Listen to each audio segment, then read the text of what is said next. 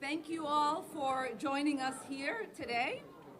I wanted to hold this press conference at Carmel Mall to highlight our incredible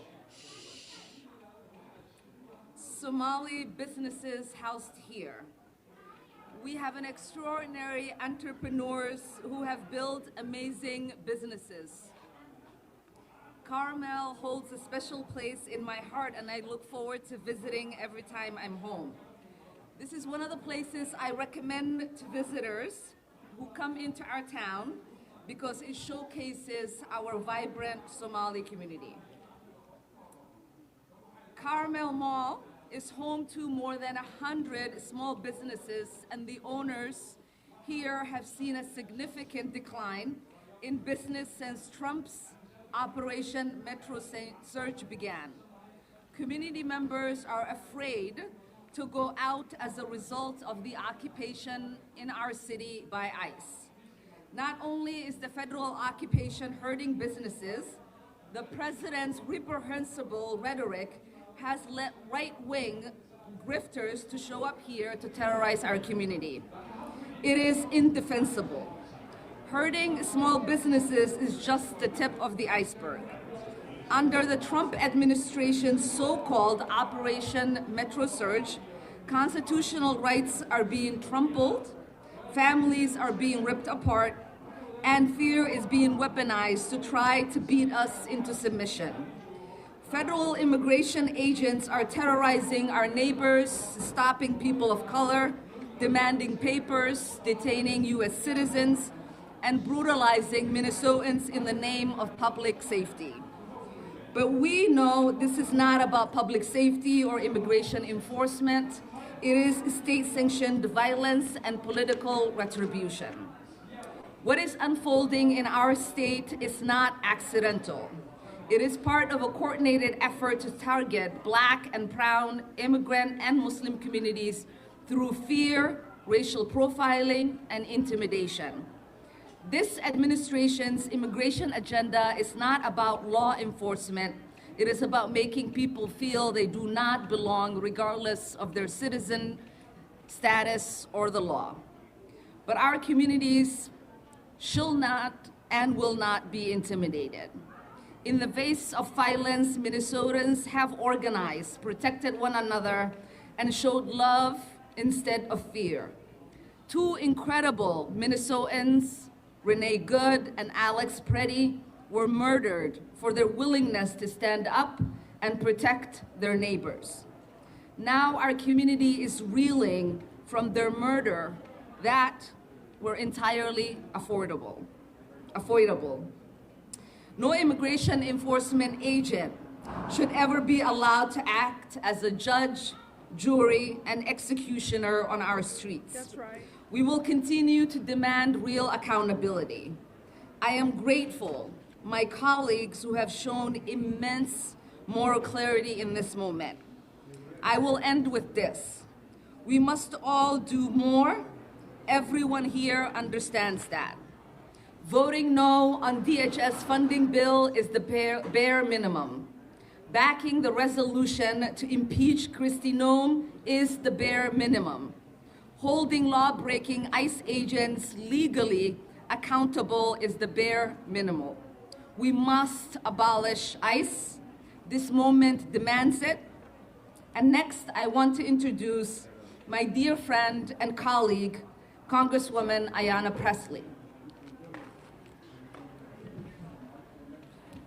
Thank you, Ilhan.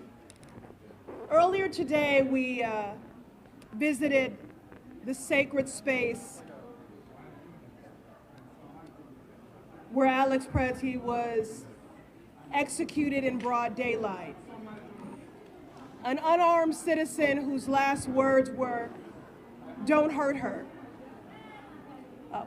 One of the many tributes that was at that memorial invoked a scripture that I love as a woman of faith, and it's Isaiah chapter 1, verse 17. Do right, seek justice, defend the oppressed. And that is what brings me here today.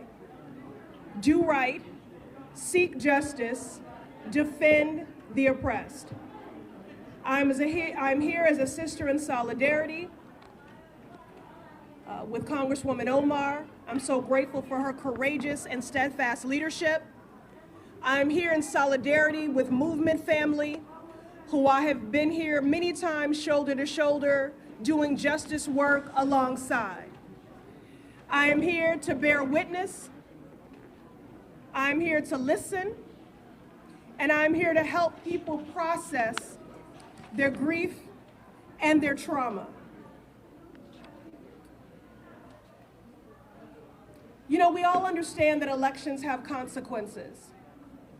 But for the life of me, what I cannot understand is that when someone has a House, a Senate majority, has the White House, and accomplices in the Supreme Court, why, when you have all of that power, you would use it to enact harm on every person who calls this country home?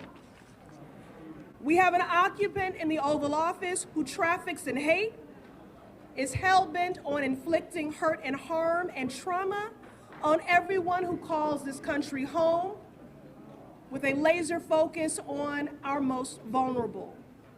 He has governed with malice and used ICE agents to terrorize our cities, rip families apart, operating with impunity.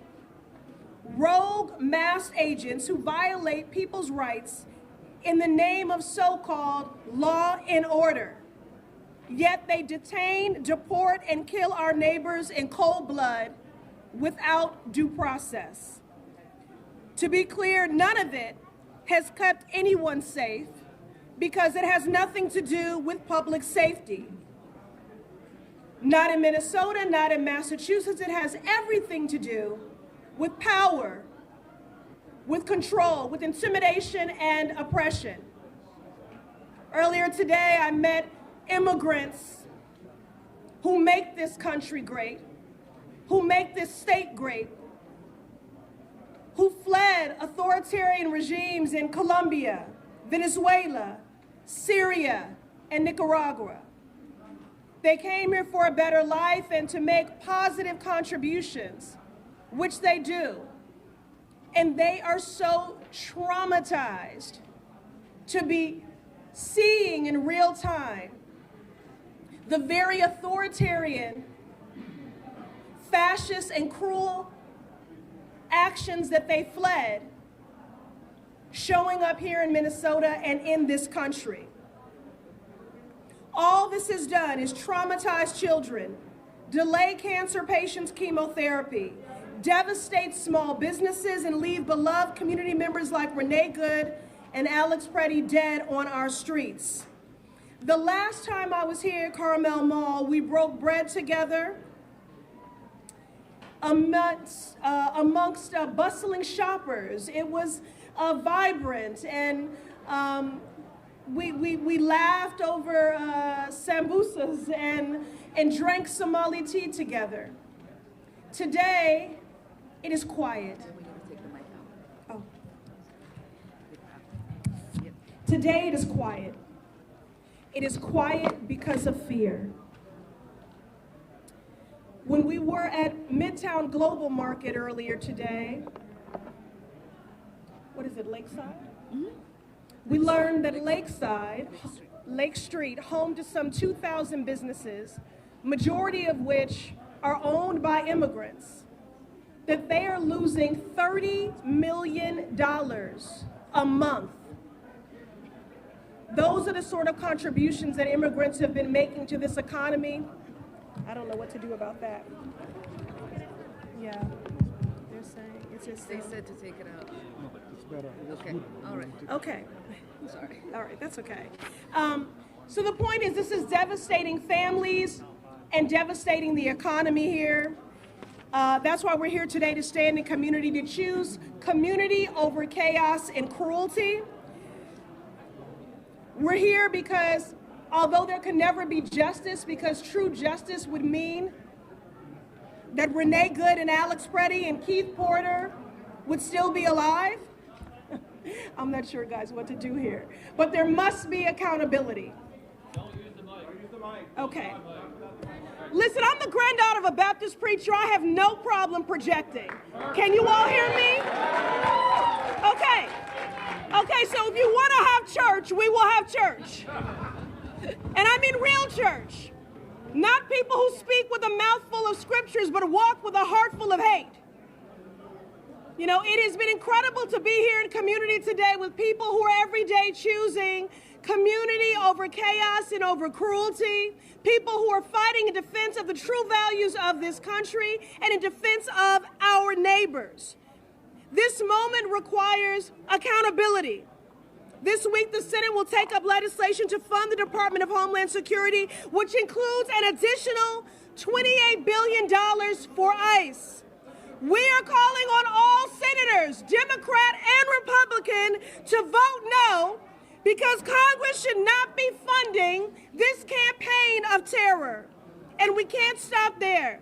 The agents who brutalized and executed our neighbors cannot walk away freely. They must be held accountable for their crimes.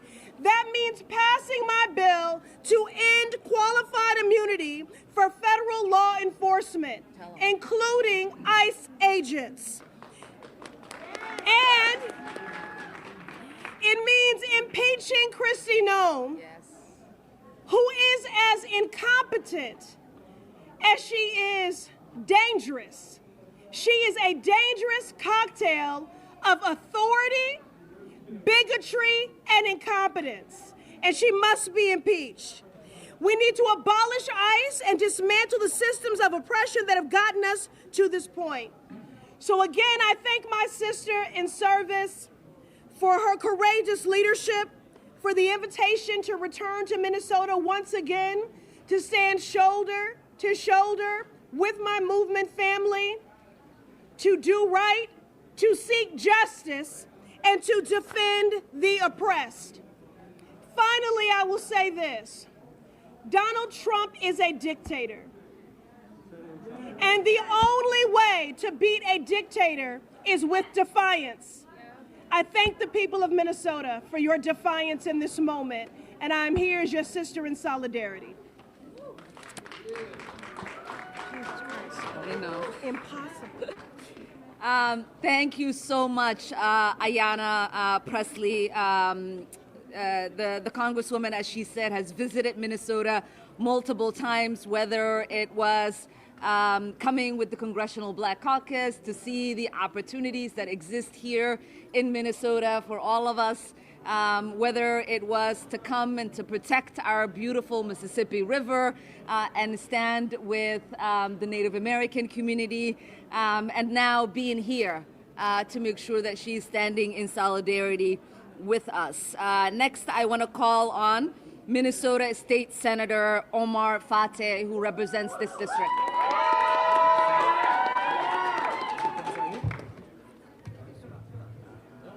Don't use it? Don't use it? Okay. Give it a try. Give it a try. Testing, is this good? They said no. I said no. How about this? Nothing, not even. Mike should pick you up. Testing, testing. It's in and out. I don't know. I tried.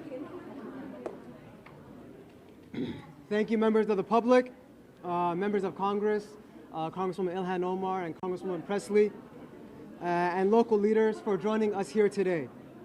As an elected of this local neighborhood in the Senate, I think we all know what's happening here is harmful and unacceptable. We can all see and call out the brutality that ICE agents, when we see it on the streets and on camera. But here's what's also brutal. Closed shops and quiet hallways here in the Carmel Mall. That means small business owners and workers losing out, missing the money that keeps them in business and their bills paid here and in their homes. One of the freedoms Americans value is the freedom of fear, freedom from fear. And it is the fear of harassment, unlawful arrest and abuse that's keeping Minnesotans in their homes right now. We need ICE Border Patrol, and unwelcome federal agents to leave our state and to go back to where they belong. And that's testifying in front of Congress about what they've done here and who sent them. And they should be charged for their abuse of power. Yes. District 62 has been a lot, and that's the district that I represent. It's been through the death of George Floyd, the murder of George Floyd, the recovery from being one of the hardest hit districts from COVID-19 pandemic. It's the district in which both Renee Good and Alex Pretty has been murdered at the hands of federal ICE agents. In response to that, we've seen that our neighbors have stood up. Our neighborhoods have formed response groups. They've taken to the streets to peacefully observe and to fight back peacefully. And what we've seen time and time again is that we have the full force of the federal government putting its weight on our state and on our city. $170+ billion in this operation in a time in which they've been gutting healthcare, in a time in which they're saying there's no money to support our folks struggling with housing or our small businesses, but they have the money to arrest and detain not only our immigrants, but US citizens unlawfully. And so we've seen these racist tactics from our federal government in the past. I'm the son of immigrants from Somalia. My father immigrated here before I was born in 1963 to Montana. He immigrated here the same year as the racist statement from George Wallace, in which he said, segregation now, segregation tomorrow, segregation forever. And now we're seeing that same racist tactics, it seems like coming full circle from our federal government. But we are stronger than that. And instead of our federal government wanting to make an example out of Minnesota, instead we have set an example for the nation. We've set the example of how to fight back and how to push back. And so right now, what we're calling for our congressional members and our leaders to do is that, number one, do not fund the DHS bill, to impeach Kristi Noem, to abolish ICE, and for our governor to enact a moratorium on evictions. And so with that, I want to thank you all, and I'll pass it off to my sister, Representative Aisha Gomez.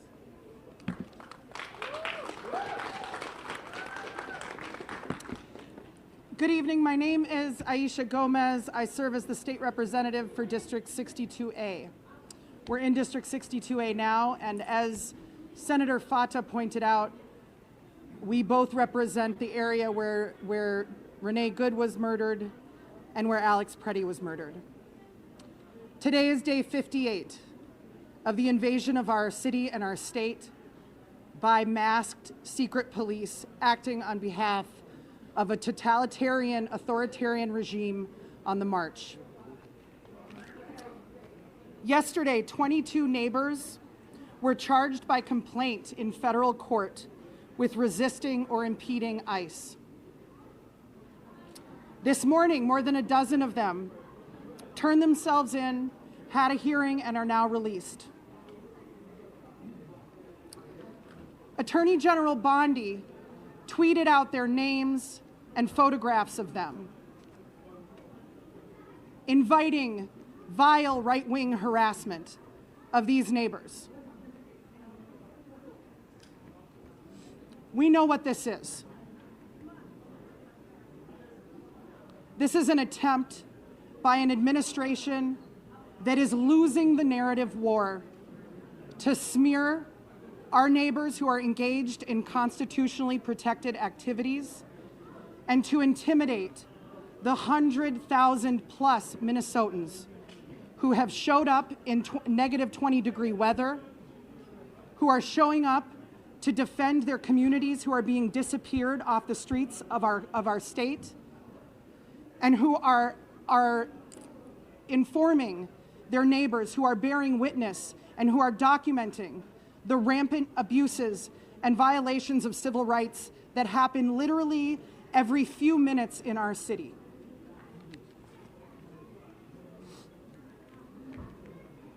but they don't know Minnesotans. For the last 58 days, our communities have lived under siege. And for people who don't live here, I think it's sort of an abstraction. But parents walking their kids to school see people kidnapped off the streets. Families are sheltering in place and not going to work, not opening their businesses, not going shopping, not going to medical appointments. You can imagine the cascading impacts of this on one small community.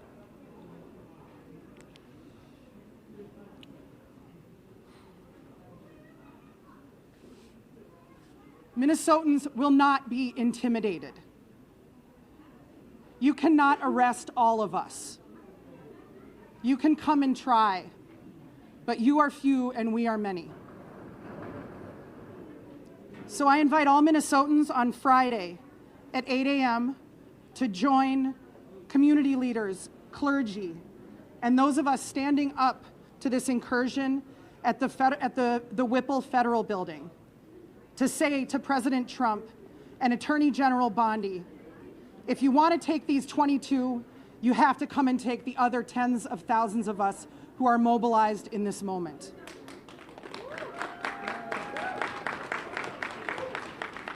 That same day, Friday, January 30th, there is a nationwide shutdown, and we will be gathering in downtown Minneapolis at 2 p.m.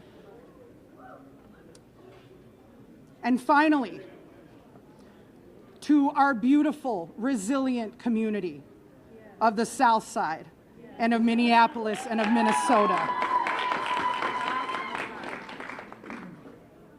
We all work for you, and I can speak for all of us and say that we have never been so proud to be Southsiders in our whole lives.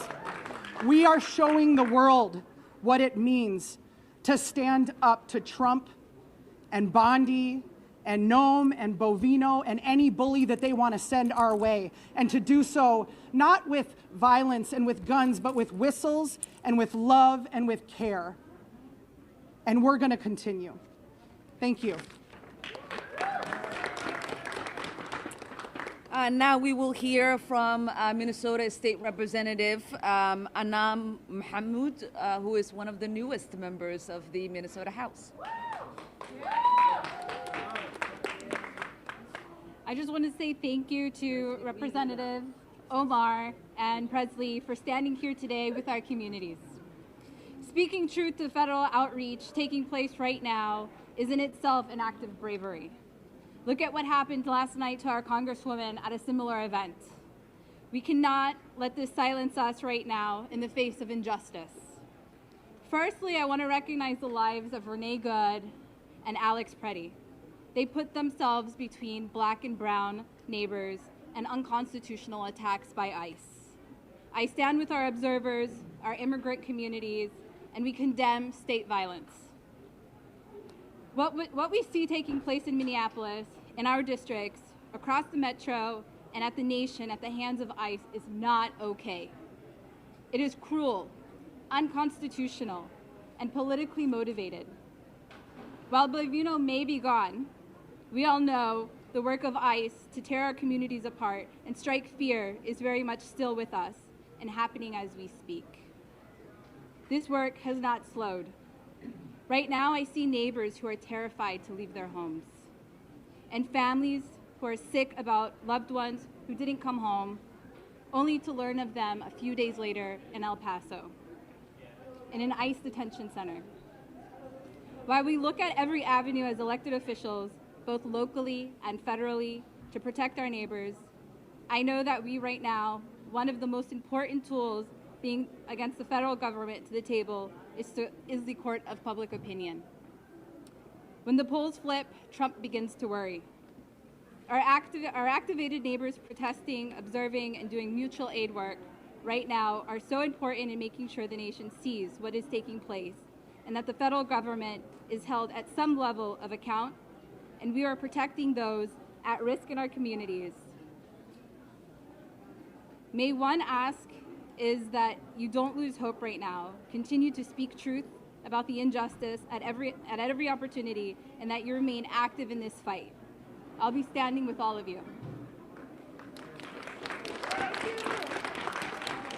And lastly, we will hear from City Council woman Aisha Chaktai, who represents Ward 10, where we are at. Thank you. Good afternoon. My name is Aisha Chuktai. I live in the Whittier neighborhood. I'm a Southsider, just 5 blocks away from the site where Alex Peretti was executed in broad daylight on Saturday morning. I want to tell you a little bit about this neighborhood. Whittier, we affectionately call the International Neighborhood. This is home to one of the youngest communities in our state. The largest census tract of children under the age of 18 live in this neighborhood. We are home to a 90% renter community where a large number of families are cost burdened. We are home here in Carmel Mall, which is the largest cultural mall in the state, where 100 plus businesses serve our community every day. Minneapolis, South Minneapolis, is going through an unspeakable crisis right now. And as we are seeing masked agents of chaos, murderers and child kidnappers come into our community and occupy us and steal and abduct our beloved neighbors, hundreds and hundreds of you are stepping up, and you are getting your whistles and you're getting trained, and you're showing up every day to make sure that not one more family gets taken from us, not one more family gets stolen from us. In this moment, thousands of families in the Twin Cities and across our state are sheltering at home because the choice in front of them is whether they're going to lose their life or they're going to lose their home come Sunday, February 1st. There are 2 things every single person can do right now. First, you can organize. If you don't live in Minneapolis, if you are not under occupation right now, people like Tom Homan and Kristi Noem are not going to stop here. They may be coming to your city next. You need to get organized, get to know your neighbors, figure out how you are going to keep families together. This is the most important task in front of us right now. The second thing every person can do is join Southsiders in calling our governor, Tim Walz, former vice presidential candidate, to enact an eviction moratorium right now to help keep families together, help keep families in their homes. I'm really grateful to Congresswoman Omar and Congresswoman Presley for their work in Washington to rein in this out-of-control, murderous regime. And I want to thank all of you for being here today. Thank you. Thank you, Aisha. And with that, we will take a few questions. Congresswoman, Hey, whoa. what is your message? We'll call on Tom. Congresswoman Omar, any concern about doing events like this? Any fear after what happened to you last night at the town hall meeting? Well, I think my presence here should tell you that the fear and intimidation doesn't work on me.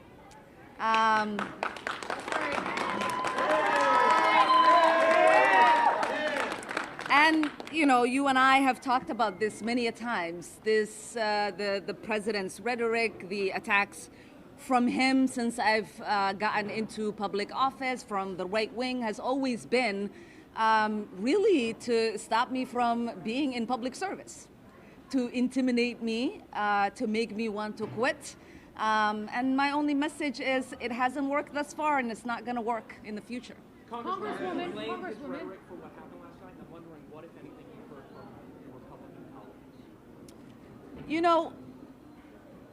Blame is very interesting, but facts are more important. And what the facts have shown since I've gotten into elected office is that every time the President of the United States has chosen to use hateful rhetoric to talk about me and the community that I represent, my death threats skyrocket. For 4 years, when he was in office, the first 2 years I was state rep, and the last 2 years I was a member of Congress. It was maybe my second or third week when he started attacking me. I became a freshman who nobody should have actually known I existed because I wielded no power, to having the most death threats of any member of Congress. To the point where I had to have 6 Capitol Police officers providing 24-hour detail to me and my family. He left office. Well, he was defeated. And Biden got elected. And for 4 years, it almost plummeted. Then he came back into office, and he reassumed his vitriol. And now, my death threats are the highest of the members of Congress. And last night, the man that attacked me was specifically upset that Trump's order to deport Somalis was not yielding enough deportations of Somalis. So he wanted to come get the person he thought was protecting the Somalis. Well, we are protected by the Constitution. That's right. Sorry to tell you the truth. We are protected by the Constitution. And so I do believe that the facts of the situation are that I wouldn't be where I am at today, having to pay for security, having the government to think about providing me security if Donald Trump wasn't in office and if he wasn't so obsessed with me. It is ironic that just last night he was on stage moments before I was attacked, talking about me. And then when asked about my attack, he said, I don't think about her. Does he not remember? Is he suffering from dementia? How do you spend 20, 30 minutes on stage obsessing over me by name multiple times, and then moments later say, Ilhan Omar, I don't think about her. So hopefully that answers your question. We'll take one more question. We'll take one more question from the Somali reporters here. Ilhan, last night what happened was shocked to us. You're not going to ask in Somali? Okay. And xalay waxaan ugu dhacay arrin weerar lagu soo qaaday. Anigu meesha ayaan fadhiyey. Ninkaasi feerka aad ku saynaysay. Marka dagaal ma baratay masay ahayd. Well, Liban ani adu wasnaqaana. And inta dad oo Soomaali yaqaano way og yihiin dagaalka inaan ku fiicanahay.